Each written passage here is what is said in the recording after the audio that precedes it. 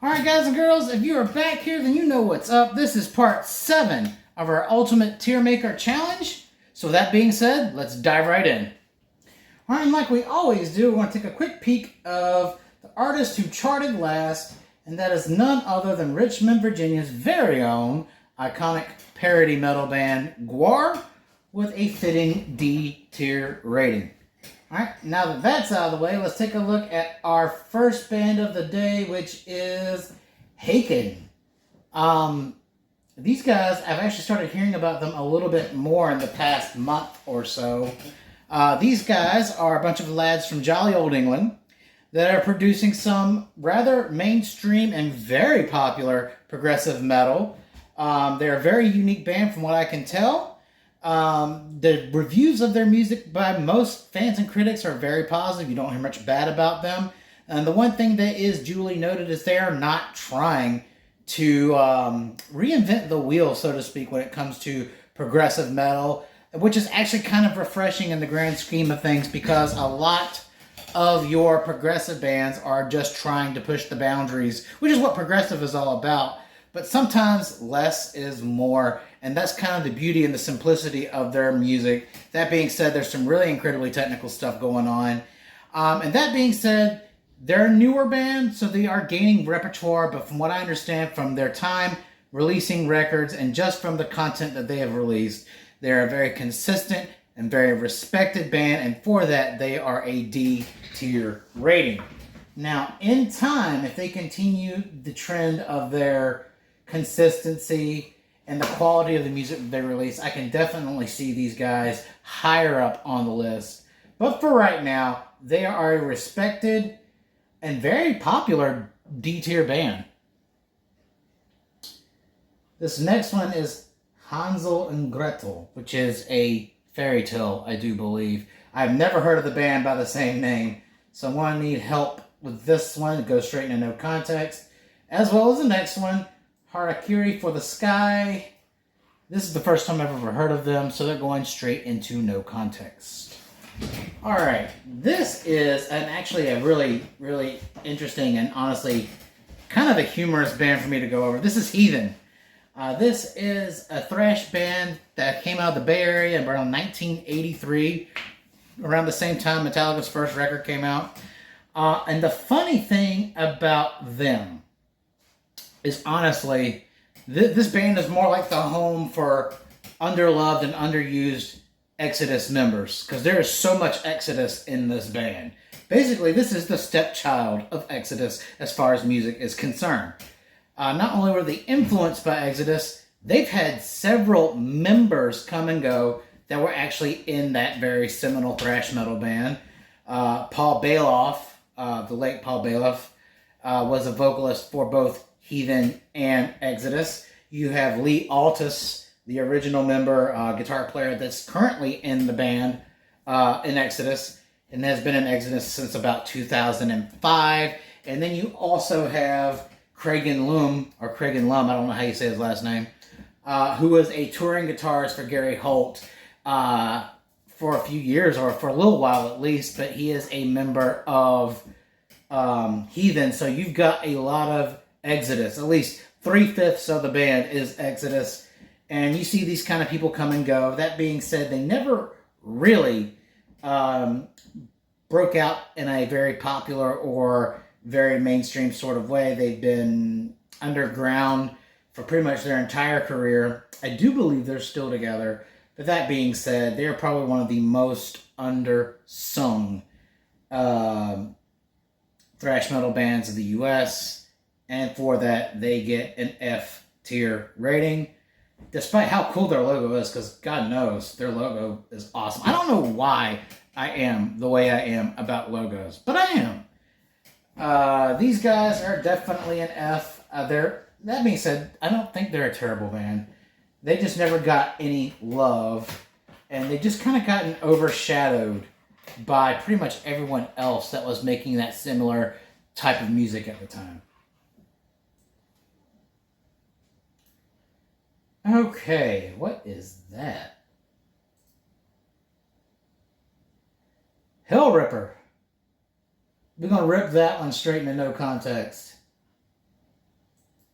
Guys, as I mentioned in every video, this list has bloomed into something that's honestly out of control. So if you guys have any sort of input on any of these bands that I just don't know about, please comment them below, because again, at the end of all of this, I want to place them where they belong on this list by fact and importance.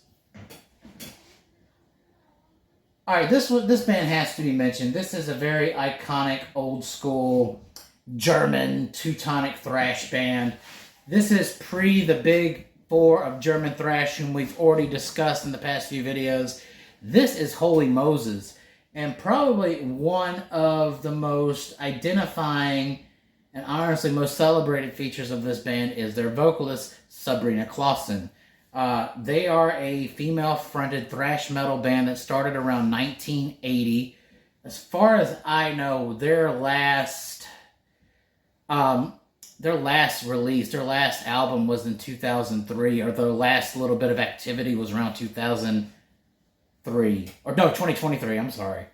I'm not sure if they're still a band or not. There's just really not a lot of talk about them. And honestly, for their 30-plus year career, they were dormant for a lot of that. I think they were dormant from like 91 or 92, maybe 93, until the 2000s. And then at that point in 2000s, where they kind of reunited and came back, they kind of remained under the radar.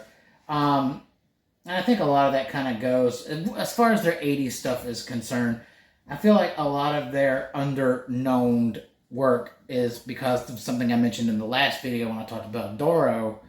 Turn of the decade, you're right at the beginning of the 1980s, and you have a female-fronted heavy metal band. That's not a very, that was not a very common thing, and honestly, I don't think it was very positively looked on. But over time, it was something that kind of grown into recognition. But that being said, even with their 30-plus year career, and Sabrina being considered one of the best vocalists of the thrash metal genre, and widely considered one of the very first bands to play this type of music, they just never got any sort of love or support. If you're a fan of this band, then you've really done your homework as far as heavy metal is concerned, and as far as thrash is concerned, because you really, really do have to dig to find their music, because they're not extremely accessible or anything like that. And you either had to be there from the beginning, or you really had to do some homework to discover them. That's just the ultimate truth of the band. And for that, they get an F tier rating. Well, at least I can read this logo. Holder. Guys, this is also a no context sort of thing for me. Hypocrisy. Now, we just mentioned in the previous video about Peter Tägtgren's other band, Pain. This band, however, is widely more significant. This is an extreme thrash metal band from Sweden. Again, another brainchild of Peter Tägtgren. You hear about these guys a lot, especially a little bit more here in America, whereas his other band, Pain, kind of just lingers in and out of, honestly, relevance here. But Hypocrisy has honestly spread a wider audience around the globe, honestly, and these guys are absolute legends. I think they formed around 1991 in Sweden. They've released, probably close to 20 albums, maybe not quite. They're widely considered one of the most influential Swedish heavy metal bands, contributed a lot to that Swedish movement of death metal. As far as globally significant, while they did influence a lot of, especially tech death metal bands here in the United States, they never kind of had the exact same hold they did overseas and in the European countries. But since they are widely celebrated and widely influential, you don't hear much hate about this band. They're honestly legends of the genre, and for that, they are gonna get a C, but I'm gonna put them at a high C. Not like the juice drink, but they're gonna be right there between a C and a B, because I think the thing that's keeping them from a higher tier ranking on this list is simply because They just don't have the same amount of pull or relevance here in the United States. However, overseas and in the other countries that they tour to, they're absolutely massively relevant and massively influential. But as far as a whole, they do kind of lack here in the States, but they are one of your more prominent and more dependable, consistent bands. This is his legacy here for the United States is Hypocrisy. So they are a C++, in my opinion. Hypocrisy is C++. All right. This next one is going to be a little bit of a pain in the ass to place. And that's because they're that sort of mainstream form of speed and power metal. They're American power metal. These guys are iconic for numerous reasons. This is Iced Earth, one of America's probably most celebrated speed/power metal bands. They've been around since 1985. They've had some very celebrated singers in their time, most notably Matt Barlow, Stu Block, Ripper Owens. That being said, this band just cannot keep a consistent lineup to save its life. Their original founding member, John Schaefer, although he is a legend in the metal community, both here and overseas, the man has gotten himself into some serious trouble, been tossed into Big House for a little bit. Either he got arrested or indicted for some sort of stupid stuff he did a few years ago. Man does apparently have a rage problem. That being said, also about 2 years ago, I want to say after they announced a tour, or after their tour was done, like everybody but John Schaefer quit the band. So I don't even know what's going on with them at this point, or if they're still a band. Because everybody, Stu Block, the bassist, the other guitar player, and the drummer, all quit at the same time. Kind of like a grave situation in the last video. So John, as much of a legend as he is, may be just incredibly hard to work with.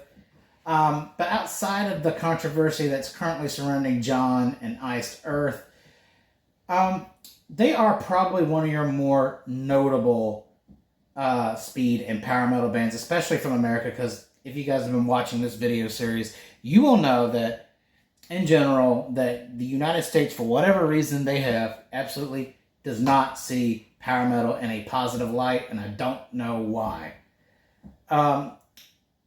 But I think these guys, out of all the power metal bands that started in America, I mean, we had Camelot, who was originally from Florida. I know they had a Norwegian singer, now a Swedish singer. You had them from Florida. You had, of course, Symphony X. And then you have Iced Earth. And I think out of those three sort of American melodic metal, power metal bands, I do believe, in all fairness, Iced Earth has went further than any of the other bands in that, sort of subgenre.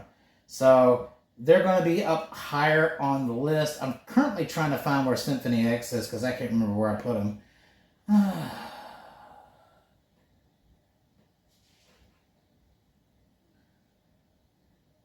don't think I gave Symphony X an A. There's no way.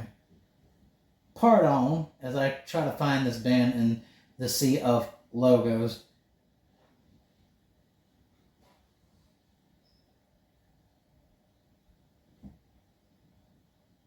Alright, so I'm not going to waste any more time on this. I'm going to put Iced Earth in a B.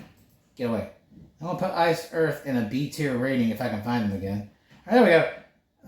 B tier for Iced Earth, but I'm also going to say they're very much not what I would consider a high B, simply because their relevance does honestly go in and out of popularity, especially here in America. There's the Symphony X, so that's fair, because you really can't put those two bands together. I will say, as far as relevance is concerned, Symphony X definitely takes home the cake on that, because they are still massively significant. But as far as body of work, as far as being influential, Iced Earth is probably at the top of the American power metal bands that have ever existed. They're icons. They're massive overseas. Me personally, I never really got into this band. So I don't say which one, but their music, they did have some good music, but their vocalists have always kind of been a tough spot for me. I wasn't super huge on Matt Barlow's voice. I'm not really familiar with Stu Block.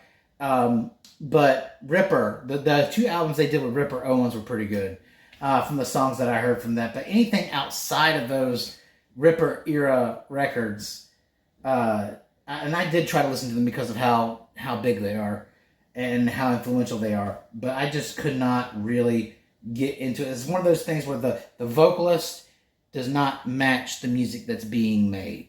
I'm not saying they should be the same as everyone else. I'm just saying, to me, it was the music than the singer, and it didn't really gel. I don't know how many of you agree with me on that one, but factually, they are a B. Igor! Young Frankenstein reference? I don't know this band, but they are going straight into no context. Keep in mind, that's Igor with 3 R's. Igor. Alright, this next band needs really no introduction. This is Ihsahn. We've mentioned Ihsahn in a previous video. Everybody knows him for his work in the legendary black metal band Emperor.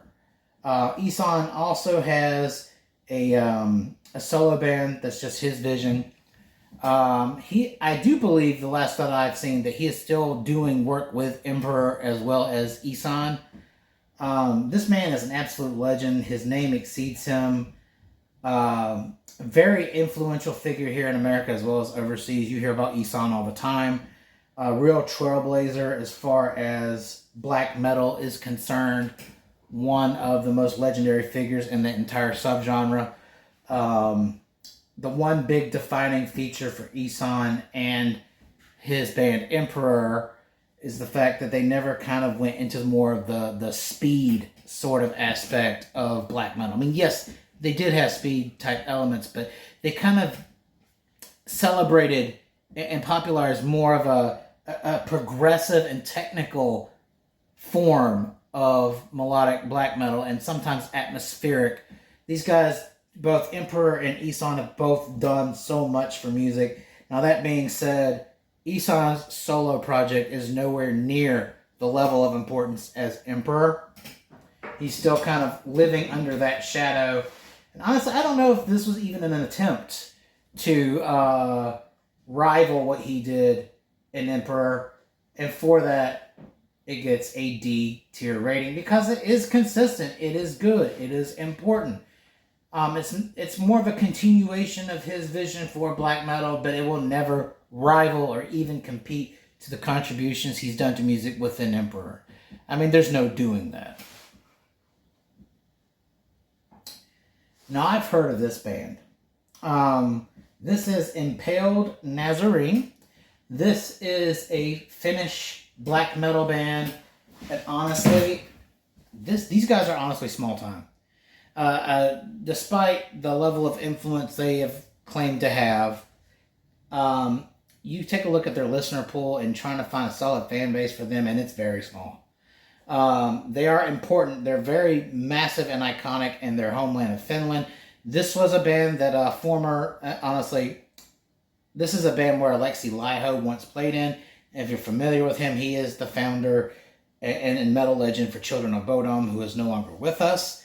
He did have some time in Impaled Nazarene. They are a black / extreme / a lot of other things, death and roll, death metal, all kind of rolled up in one. They were very important for the Finnish wave of black metal, but as far as a cultural significance overseas in America, they just didn't have that. And for that, I'm giving them an overall F tier rating.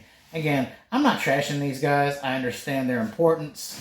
I understand where they belong in the black metal subgenre, but overall, there is just so many more bands that did so much more for that particular kind of music. It's not even fair to put them up against it.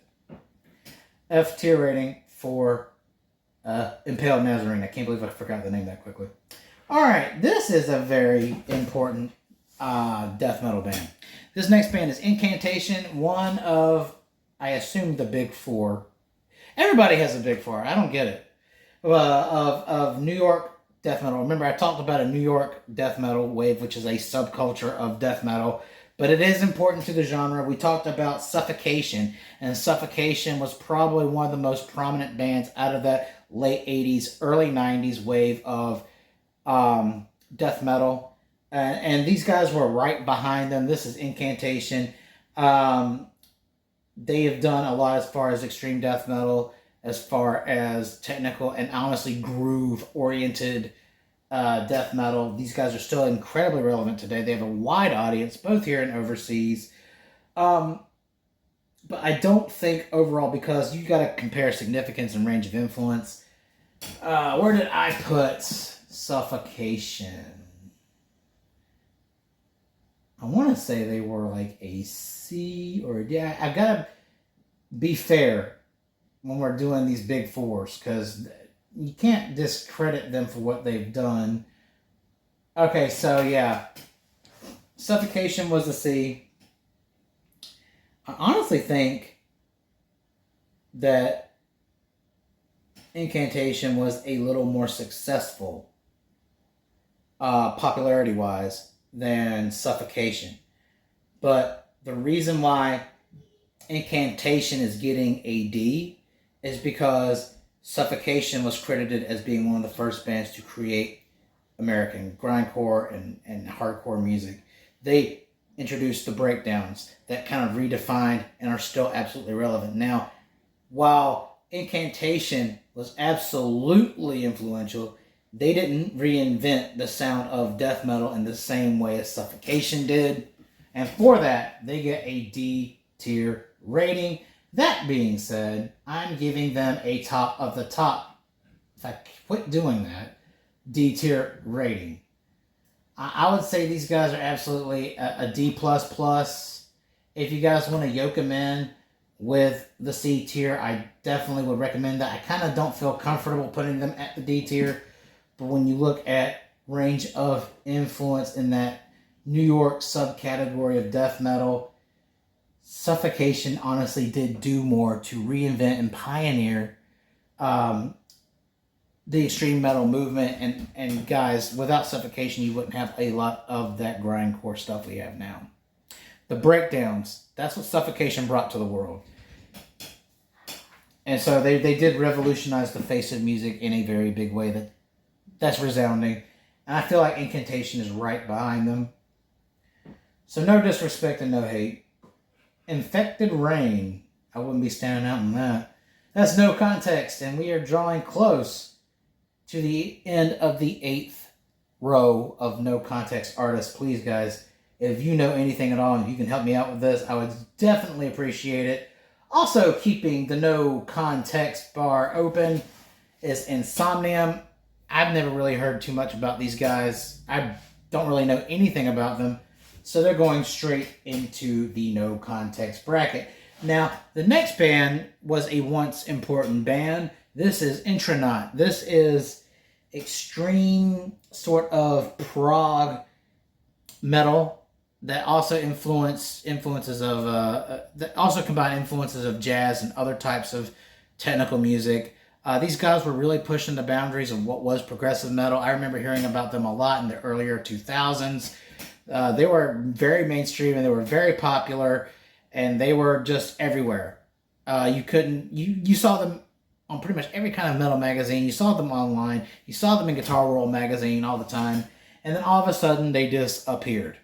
I'm not really sure what happened, but I do know founding member and guitarist Sasha Dunable also started pursuing one of his other dreams, and that was becoming a luthier. And he has his own line of guitars, Dunable guitars, which are extremely popular, especially in the metal scene. So he's a very popular guitar manufacturer as well as a guitarist, and his life more now kind of focuses on the luthier aspect of music. Very influential individual, but as a result, and I don't know what else happened to the band, but they're no longer relevant, not really. And for that, I give them an F tier rating. Don't get me wrong, they contributed to modern progressive metal in a way that was completely unique at the time, but they did not stick around near long enough to make a lasting impression. So that's why they're getting an F tier rating. What is that? Invent, animate. That sounds like no context to me. Oh, what is that? Zoetgeit.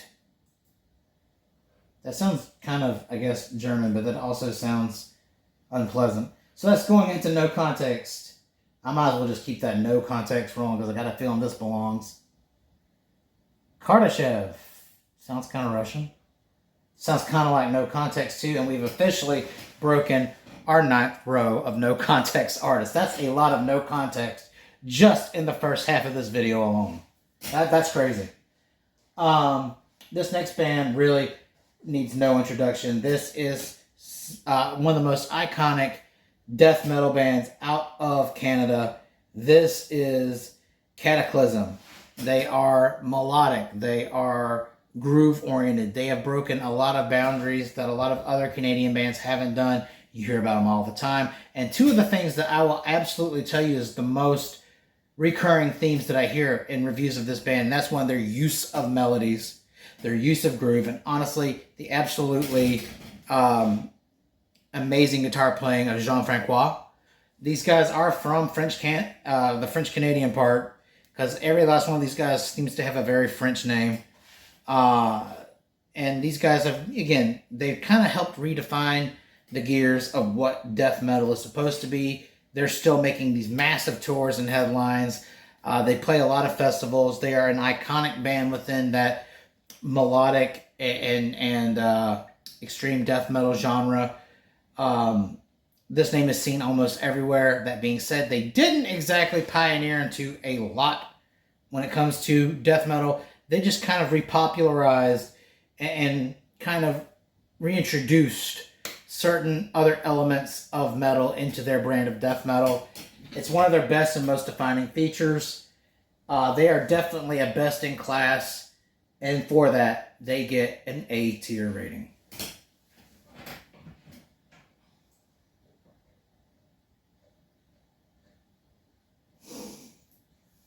Alright, moving on to our next band. This is Catatonia. This is extreme, black, progressive, kitchen sink type of band out of Sweden. These guys are insanely popular. Not only in Sweden, but they are everywhere here in the United States. They have a very unique and a very broad spectrum of heavy metal that they deliver, and they've done so very consistently. I want to say Catatonia was an 80s band. Not 80s, but either late 80s, early 90s. Extreme Swedish death metal band.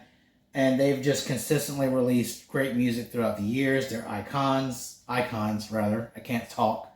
They are icons of the genre. You don't really hear much of any real kind of hate about them. And as far as this is concerned, these guys, while they do have a wide range and a very broad scope of that death metal genre, they never achieved the same heights as the other contenders, especially from Sweden. So for that, they get a B tier rating. They're great. They were unique. They're consistent. But they just did not match up to a lot of what was their competition. But that being said, they're still mainstream and they're still extremely relevant. Lots of cultural significance. Very accessible and available music. These guys are one of the better bands of that genre. Alright, so next up is Chemist. We're going to put that right into no context, and Lord, there's been a ton of no context this video. I may have just said that a few minutes ago, but I have to repeat that because good Lord. And looking at the next several artists, that no context is probably going to be getting a lot of love. Alright, but one artist that is not going to land into the no context zone is King Diamond.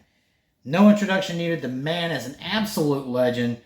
Honestly, a lot of black metal, especially the look for black metal, would not have existed if it hadn't been for King Diamond. A lot of your earliest bands took inspiration not only for their look, but a lot of the themes, not only from Venom and Bathory and other bands like that, but they also got it from King Diamond. King Diamond is also largely considered pre or proto black metal. But that being said, his music alone is just some of the most dynamic and diverse heavy metal. He did stuff with heavy metal that no one else has done, like the concept albums, the horror concept stories. These albums play out like Stephen King books. And the stage show that he puts on is absolutely amazing. The man has influenced, his music has influenced so many artists throughout the years. He's a mainstay and a staple, one of the absolute diehard legends of heavy metal, widely considered one of the best vocalists in heavy metal. King Diamond is an undeniable S tier rating. Man's contributed music in ways and forms that no one else has. I'm a huge fan of him. My opinion aside, he is an S. Noel. Well, we're going to take a hike right back into No Context, and we want to keep that bracket open for a little bit longer. This is Convent with a K. They're going straight into, that is not Convent that I picked up. That's going straight into No Context. All right. Crisian. I think I've heard of the name, but I definitely do not remember them or anything about them. So guys, please let me know if you know something about them. This I need a translator for. Kvelertak? Swedish? Scandinavian? Sounds like it's going straight into No Context. Alright, so let's take a look. This next band I have heard of. This is an Italian power metal band, Labyrinth. Oh, this band has got some serious controversy around it. One, they have not kept a sincere lineup, not a stable one.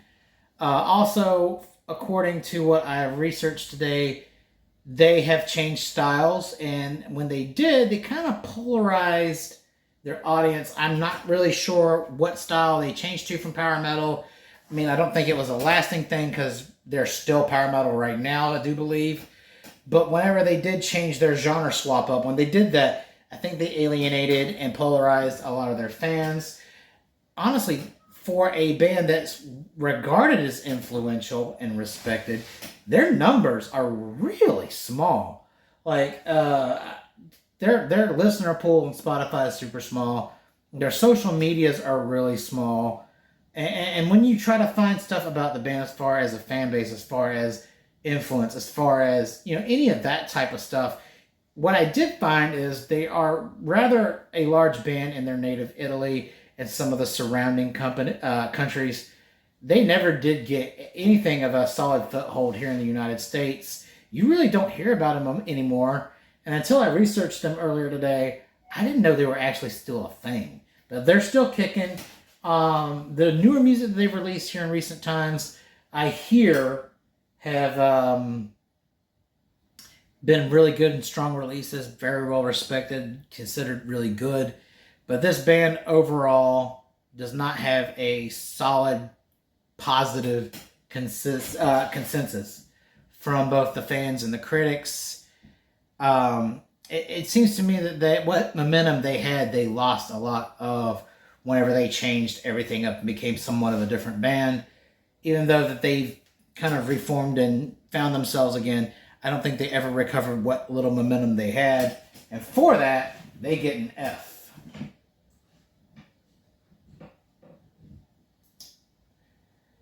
Lacrimosa.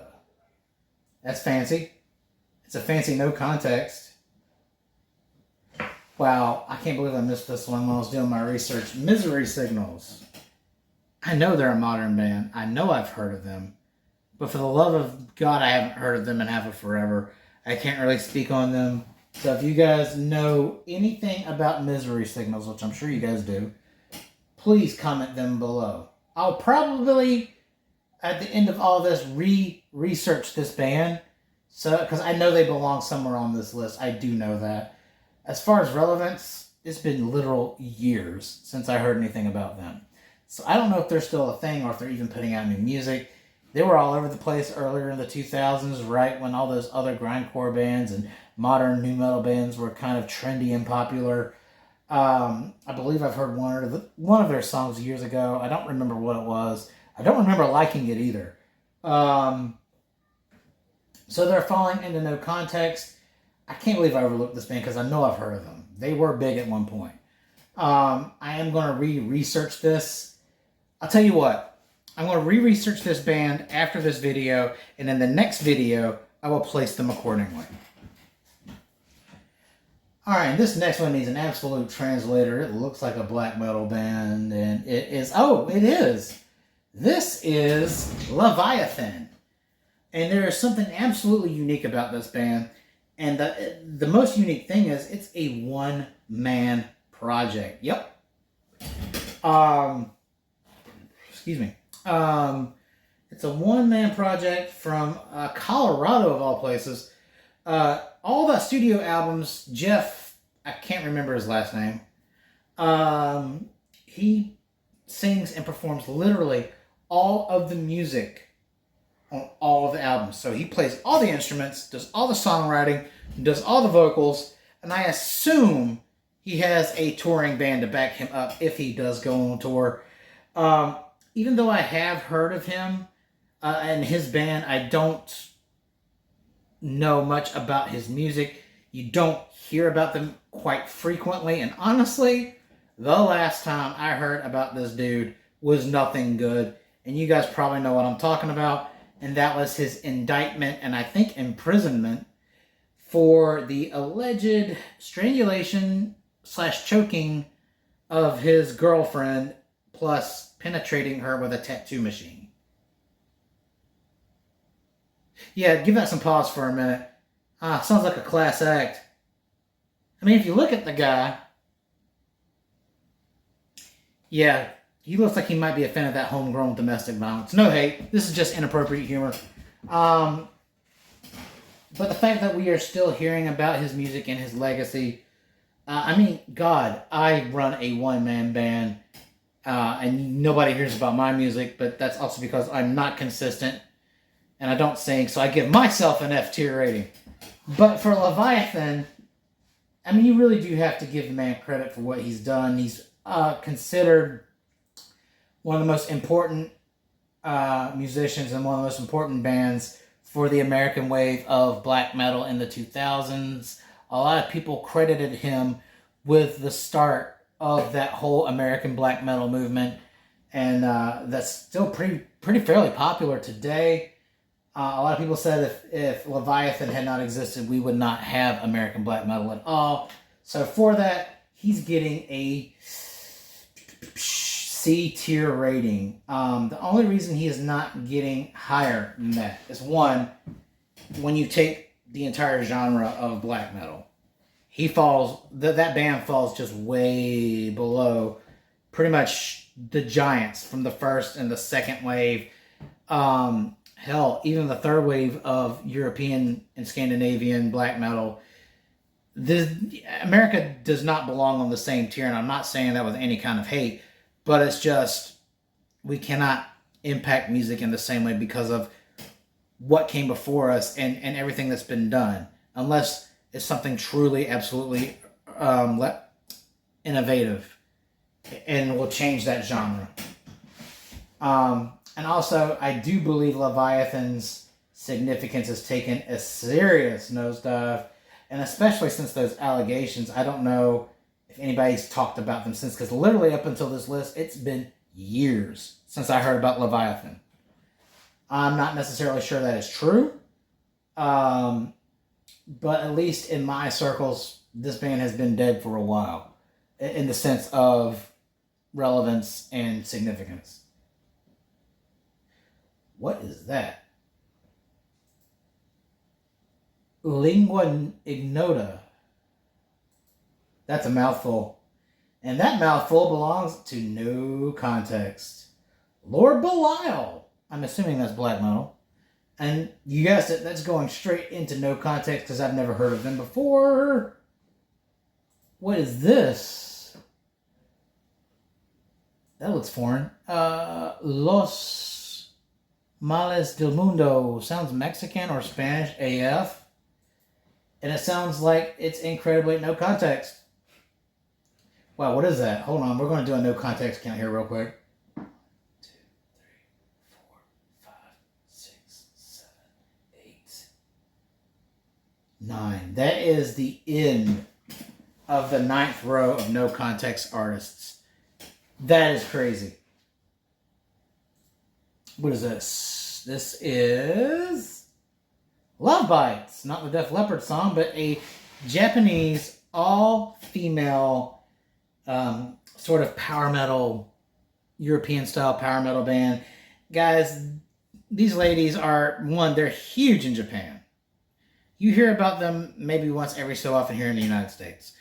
I feel like these ladies had kind of rode the wave of success that baby metal kind of put ahead of them. We discussed baby metal, I want to say, in like the first edition of this Tiermaker challenge, the kawaii metal. I'm not sure if they belong in the kawaii metal sort of subgenre of heavy metal, but they're very similar, in my opinion, to what baby metal does. They're nowhere near as significant culturally as baby metal or any of those other all-female melodic metal, power metal bands that kind of came after. You had Bandmate. I don't know if they're going to be on the list too, but they all kind of are very similar in a lot of ways. I mean, they're not identical, but they kind of belong in the same tier of music. It's just varying shades, in my opinion. They never quite made it as big as the other Japanese ladies, and for that, I feel like they deserve an F tier. I'm not saying their music is bad. I'm just saying they were massively overshadowed. And I feel like overseas, I hear they're very popular in Europe, as they should be, because from what I understand, they have a lot of 80s new wave of British heavy metal influences as far as really European sounding power metal. And so, of course, Europe is going to eat that up. As far as us overseas here in America, it never hit. You hear about them, it was different, it was unique, and then they kind of faded out. Then you hear about them, again, about a year or two later, and it's nothing really special for us. Unfortunately. So they are one of those unfortunate casualties of war when it comes to being in a very similar wave of music. They just never quite got the push and support they needed. I want to need some support reading this next name. Let's see. Oh, that's Marduk. Marduk. Okay, well, this is a huge band. Marduk, or Marduk, however you honestly say that, that is a black metal band from Sweden. We've discussed Swedish black metal before. The last one we discussed was Waiting. Marduk, however, is probably one of the most prominent black metal bands to come out of Sweden. I do believe they're considered the third wave of black metal. The 90s being the second wave, the one that we all kind of noticed and popularized. There was the 80s sort of occult sort of beginnings of black metal. And these guys honestly have defied all the odds, because when it comes to black metal, Norway still leads the charge. But as far as another band from another country doing that sort of music, paying homage to it, incorporating different elements of like groove and death metal influences included in it, these guys are massively significant. They're highly influential. They're still mainstream and popular. Did they achieve the same heights as some of the other more modern forms of black metal? No. But they are still absolutely relevant and unavoidable today. I've been hearing about these guys for literal years. Their music is highly regarded as some of the best, most respected black metal music to have ever come out, regardless of the country. They still are on massive tours. You hear about them all the time. And for that, they get a B tier rating. They're not exactly what you would consider best in class, but they're right behind that. So I would say they are right at the top of the B tier. because of just their staying power. They hit the scene. They were big. They rose to fame very quickly. They've maintained a mainstream audience for over a decade, probably closer to 2 decades now. Yeah, it has to be 2 decades. And the fact that they are still as highly revered and as easily as accessible, they're absolute legends of the genre. They're almost an A. Honestly, they're so close to an A. If in your list and in your interpretation they are an A tier band, I would not be offended. I don't feel like they could be anything less than a B because of just how much they have done and not only modernizing but repopularizing it and keeping it alive and being consistent and full of integrity. One thing you do hear about Marduk a lot is their sense of integrity. They've always been kind of true to themselves and put out music they believed in. They're very consistent, and that's important. Maximum the Hormone. That sounds like Maximum, no context. Despite how this next band's name looks, it sounds nothing like it. This is Magua, I guess. This is a sort of underground Polish black metal band. This is not the first Polish band we've discussed on here. And obviously they're not the most successful Polish extreme / black metal band. That belongs to Behemoth. They are a newer band. I want to say their first album came out somewhere in the early 2000s. However, when it comes to black metal, they've revolutionized sort of the look of it. They have a cloaked, masked singer who you never see his face. Honestly, this is a 2-man band. That also speaks volumes. Again, we had a 1-man band for black metal that was absolutely iconic for our time, and now we have a band on the rise that's a 2-man band. I don't know if they have to have a touring band because the singer also plays the guitar and the bass and keyboards, and then you have a drummer, and there's no way you can take that out live. So they do have a backing band live, or like a bass player or another guitar player. They kind of add to that. But there's so much mystique behind this band. It kind of adds to their notoriety. That being said, they're still fairly underground and somewhat unknown. They're coming into prominence, I would say. So for that, they get a D tier rating, but they're honestly, I would say, at the back end of the D tier because they are sort of what you would consider an obscure band. So once they start climbing out of that wall of obscurity, which I'm sure they'll do because we are hearing about this band more and more and more, I feel like they could be a C or a B band within the next 5, maybe 10 years. I hope I'm wrong about that time frame, but it's taken them this long to get to where they're at now. So hopefully with continued exposure and support, these guys can get to a better place. Alright, so this next one was actually a surprise to me. Actually, no, it ain't. That's what I get for looking at my research and not the computer. Alright, so this next band is Midnight. I've seen the logo, but I don't know anything about them. They're going straight into no context. Next band is also going into no context. This is Mordred. Cool name. I just don't know anything about them. Alright, so the next band on the list is the actual surprise I was telling you about.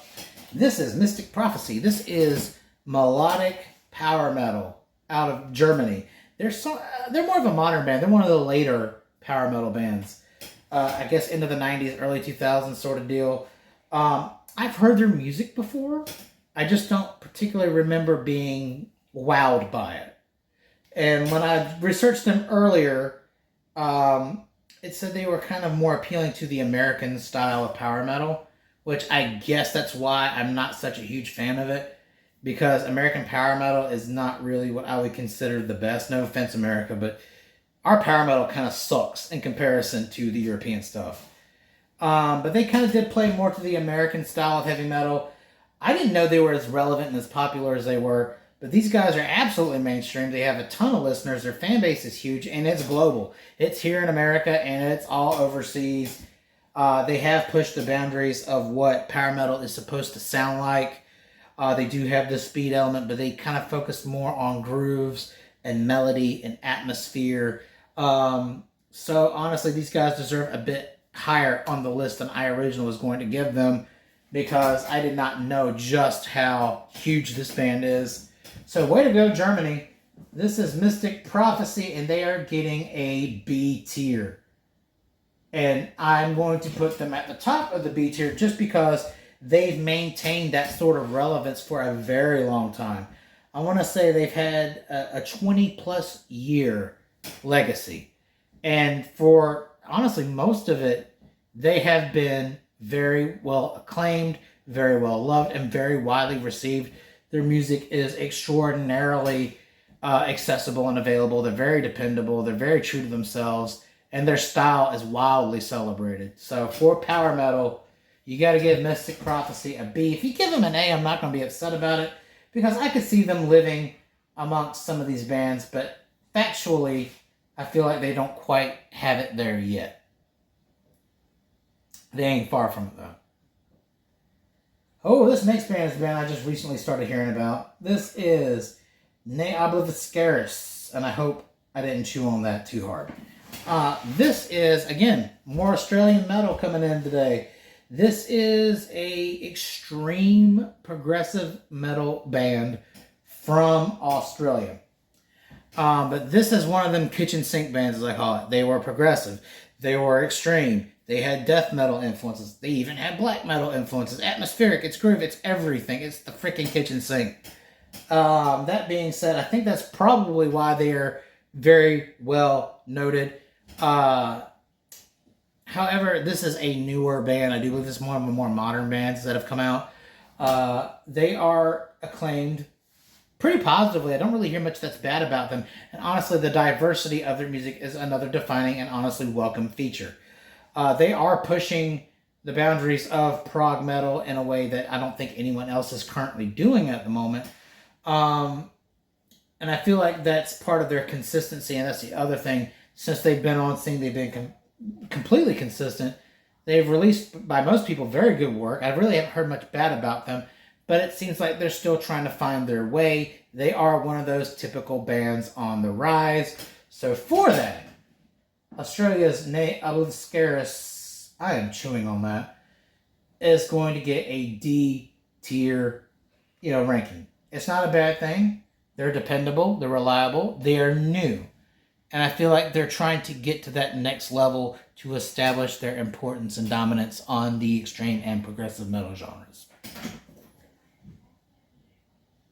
What is this? Night Demon. I love that logo, but I don't know anything about them, so they're going straight into no context, filling out that 10th row. This is Nightbringer. Again, really, really cool name. I got a feeling this no context is going to be up to like 11 or so before the end of this video. Nocturnal Depression, and honestly, guys, I've never heard of them, and this no context bracket's giving me some serious depression. All right, so batting up and rounding out that 10th 10th tier of no context is Oathbreaker. I've never even heard of them before today, honestly. So the next band is a band I just recently started hearing about. This is a technical death metal band from Germany. By all means, these guys are consistent. They're fairly well respected. However, the reviews of their music are not consistently good from what I've read. Their fan base, their listener pool is also kind of small. So, as their name suggests, they're very obscura. But I feel like they're trying to establish their legacy. They've been around for a while. I don't think they're really going anywhere. But that being said, they just never made a huge ripple. I don't feel like their significance has, one, been consistent, or two, in a way that's been global. So for that, they're getting a D tier rating.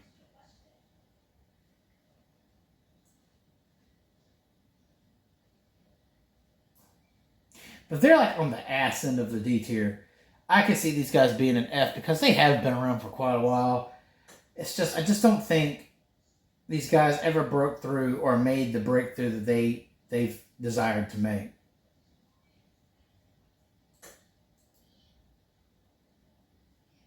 Oranzi Pazuzu. What even is that? That's going straight into no context. Persephone. Only in Greek mythology, y'all. No context. Portal. I have just recently heard about this band, and I've been hearing about them for just a little bit. This is a black metal band, again, from lovely Australia. These guys are so underground. They are black metal. They're experimental black metal from Australia.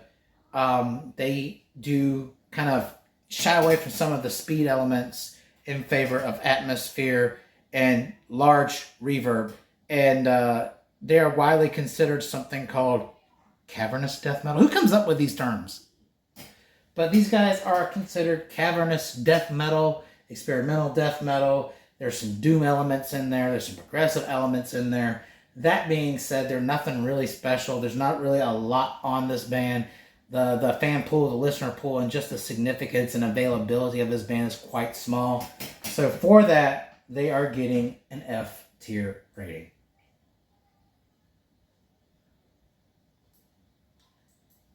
All right. The next band is honestly a band I've been excited to talk about. When you talk about power metal bands, this is absolutely one of my absolute favorite bands. This is Primal Fear. I mentioned something about Primal Fear in like my second video in that apologetic intro where I mentioned Rolf Scheepers. And Rolf Scheepers is the vocalist of Primal Fear. This is a very legendary and iconic band, one of the best in class for power metal. They actually have more of what's considered a traditional metal sound, but they also have a lot of incredible speed metal influences. Great vocals, very reminiscent of Judas Priest. That's probably one of the first things people kind of point out and say detracts from their originality is the sound of Rolf Scheepers' voice being very much like that of Rob Halford. But the music is honestly kind of different. It's not exactly replicating Priest. They're not that derivative, even though I can hear what they're coming from in the voice and some of the stylings of their music. But these guys were the perfect blend of new wave of British heavy metal sort of stuff with that melodic power metal and speed. Each of their members are fairly iconic. Rolf Scheepers and Matt Sinner being two of the most iconic musicians from Germany. Legendary status, a lot of personal influence in the band. Alex Bayrott being one of the most legendary and prolific guitarists coming out of Germany. That being said, they really didn't pioneer any new ground when it came to heavy metal, but they are probably one of the biggest, most significant bands of power metal. They're very prominent, very popular, very mainstream. They're titans, and everywhere you go, you know who these guys are, especially in the power metal community. And for that, they get a well-deserved A tier rating. My opinion, these guys are S+++. If there was a tier above S, that's where I would put them. These guys are like the ideal band for me. But I can't really put my opinions into this. This is about a fact-based list. So according to the facts and just how much influence the individual members of this band, as well as just the amount of importance their music and body of work has. These guys came out around the mid-late 90s. And they are largely considered one of the biggest and best bands of the power metal movement. And guys, that's it for me today. Of course, if you enjoy this type of content, please don't forget to like, share, and subscribe. And please hit that notification bell. Don't forget to check out that playlist that I've created for the Tiermaker saga. All the videos will be uploaded there. And guys, we're getting really close to the end of this list. I feel like it may be done in the next 1 or 2 videos, depending on, honestly, the bands that I have context to speak on. And that being said, I will correct the mistake that I made on Misery Signals today in the next video, and they will be placed appropriately. So that being said, we are finally reaching the end of this list. I've lost a lot of hair over this. And guys, this list has been absolutely monstrous. But again, I'm thankful for you all for sticking with me. And the guys that actually make it to the end of the video, y'all are the best. I'll see you again next time.